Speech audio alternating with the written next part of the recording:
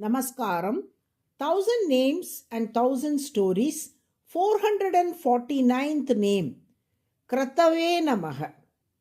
When Sri Raghavendra Swami visited Kumbakonam, the entire Tanjavur district was suffering from a severe drought. Due to the failure of rains, agriculture had been badly affected. People told Sri Raghavendra Swami that the region had been experiencing drought for the past 12 years without any proper rainfall. The king who was ruling Tanjavur at that time had heard of the greatness of Sri Raghavendra Swami and came to pay his respects to him. Referring to the well known saying, Cholanadu Sorudaithu, which highlights the agricultural prosperity of the Chola land, he expressed his sorrow that the fertile region of Tanjavur was now suffering due to the failure of rains. The king humbly pleaded with Sri Raghavendra Swami to bless the land and put an end to the prolonged drought. Observing the practices of the people in that region, Sri Raghavendra Swami addressed the king and said, O king, people must not neglect the performance of the 5 essential duties known as the Pancha Mahayajnas. He then explained each of them. Brahma Yajna, study of the Vedas, daily recitation of a portion of the Vedas. Deva Yajna, worship of the deities through Vedic rituals such as the Agnihotra, daily fire offering, and Upasana, domestic fire maintenance. Pitru Yajna, offering proper respect and oblations to ancestors, including performing rites like Tarpana. Manushya Yajna, providing food and hospitality to guests, especially the needy and wandering ascetics.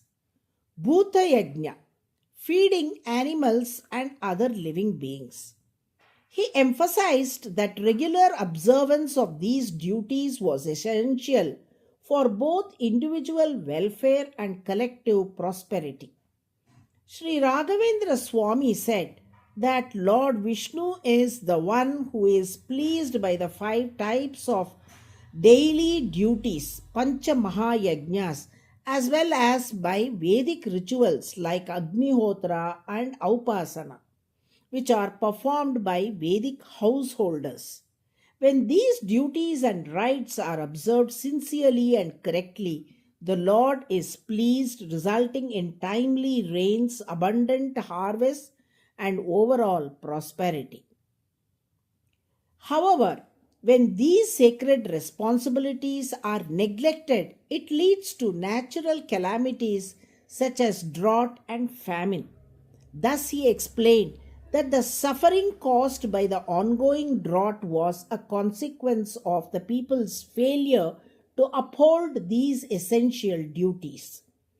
Sri Raghavendra Swami then turned to the king and instructed him, conduct Karireshti Yagna here immediately for 21 days, and the rains will surely be showered.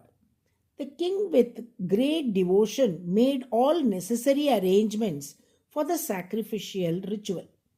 Under the guidance of the learned scholars, the Karireshti Yagna was performed as prescribed in the scriptures.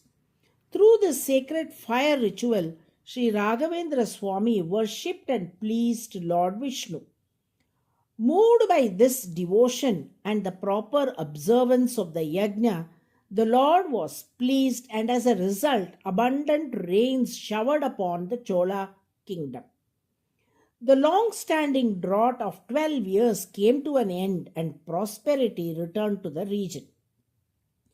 Amazed by the spiritual power of Sri Raghavendra Swami, the king of Tanjavur offered him a gold chain as a mark of reverence. But Sri Raghavendra Swami, who never kept anything for himself and dedicated everything to Lord Vishnu, humbly placed the gold chain into the sacred fire of the yajna as an offering to the Lord. Witnessing the gold chain, something he had gifted with devotion, being placed into the fire, the king became upset and angry, unable to understand the Swami's act of complete renunciation and surrender. Noticing the displeasure on the king's face, Sri Raghavendra Swami gently said that the gift offered without full hearted intent should not be offered to the Lord. Respecting the king's sentiment, he reached into the sacrificial fire with his bare hand and retrieved the gold chain, returning it to the king.